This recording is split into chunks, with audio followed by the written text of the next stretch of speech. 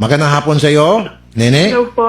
Gusto na raw ng tatay ni Erlyn na ikaw ay maibalik na sa nanay mo. Andito kasing nanay mo ngayon sa studio namin. Ayoko po. Bakit? Sabi niya po sa akin, lumayas na lang daw po ako dyan sa bahay kasi pasakit ulo lang daw po ako tsaka pakain lang. Sinaktan niya rin po ako. Kaya kita sinaktan. Dito yung ebidensya ng kababuyan ninyo ng boyfriend mo. Pinayagan kita matulog sa kaibigan mo, di ba? Dahil nagtiwala ako sa'yo, pero ang ginawa mo, nagpatulog kayo ng dalawang lalaki at ang isa dito si Ellie. Sa mga chat conversation nyo na nakita ko na piningger ka dito, ikinamitan ka ng kondom, nilaplap ka, tapos anong nakalagay dito? Ayan o, babe, baka hiyang ka kasi na virginan kita kasi sumasakit yung tiyan mo. Kaya kita sinampal dahil ina ako, nasaktan ako. Hindi kita pinalaking bastos, anak. Alam mo yan. Kaya sabi ko sa'yo, lumayas ka na lang kung gaganyan bababuyin mo lang ang sarili mo. Yun ang sinabi ko sa'yo, pero wala ako sinabi sa'yo yung pakain ka lang dahil karapatan namin mga magulang na pakainin ka at hindi ka namin pinagbabawalan doon.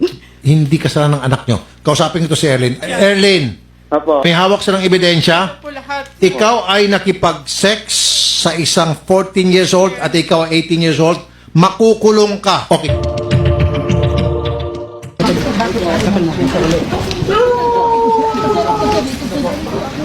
Nasaan yung anak mo? Ikaw? Oh, ha? Inaresto kita. Opo, ito mayroon naman ako sa ano. Hindi, kakausapin lang nila. Kakausapin lang nila.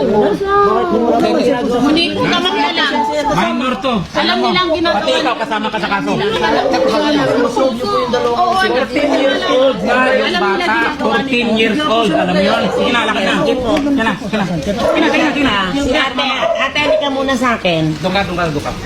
Ikaw yung boyfriend. Opo, boyfriend po. Opo, huwag ka mag-check ka. Ate, si mamo ako, DSWD. Magtiwala ka lang sa akin. Eli, magtiwala ka lang sa akin. Hindi sa gaya. Dito. Mag-usap tayo. Sige na, mag-usap tayo. Pagbibigyan kita. Oo, mahal mo ang anak ko. Sige, pagbibigyan kita. Pagbibigyan kita. Ang beses kami pabalik-balik.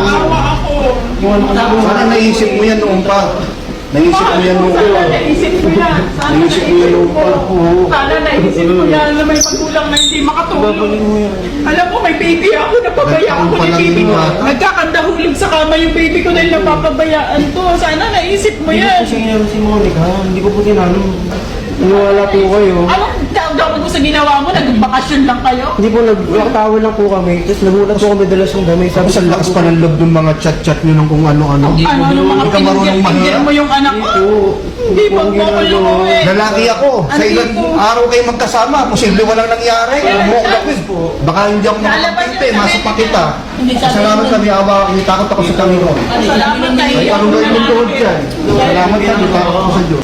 Doon tayo, Monica, sa tama, ha? Ikaw, nakakasuhan ba ngayon, ha? Ang kasong 7610.